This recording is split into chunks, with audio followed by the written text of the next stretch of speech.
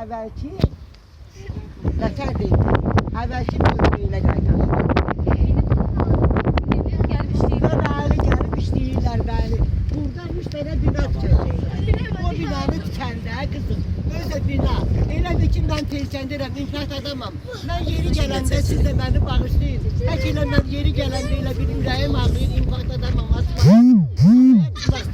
Bu bina məni görəcək qızım. Burada yaşayan yaşayıcılar məni görəcək. Və yaxud da ki, burada qızım, bizim cavanlarımızın istirahəti üçün burada heç bir şərait olmuyor.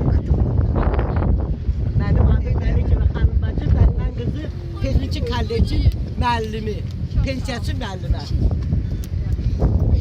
Pis dedim, yaxşı dedim, ben hətta adamam da, pasteldən durub gəlmişəm. Yaxşı sözüm o anda, verərsən bizi verməklə, Bizi de görsəz. Qardaş bəlkə burada diyanasız, şəhərdə arkada. Özü açı qoxur. Dedilər o.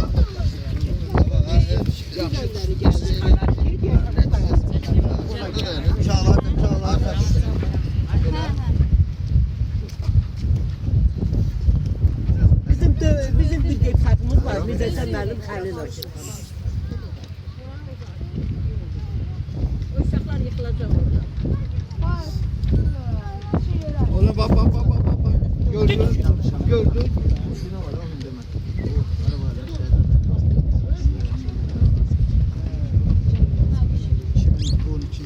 Bizler Mehriban Hanım'ın açılışında işine çektik. Bir de danışın. Onlar değil. Ben birinci grup Əliloflar Qəriboğlu. Əliloflar Qəriboğlu. 2012-ci ildə mən yaşayıram Əlillər şəhid rayonunda. 2012-ci ildə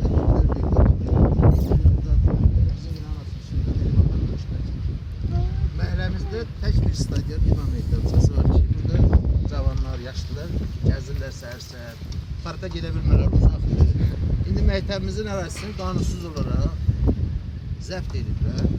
Bu birbaşa devlətimizə, prezidentimizin siyasətinə, sosial siyasətinə zidd edəcək. Çünki cənab prezident bütün çıxışlarını deyəcək. Gənc nəsil sağlıqlı və sağlam böyümək üçün də stadion, idman lazım. İdmanı da zəbt edəcək. Demək birbaşa prezidentin qarşı getmək demək.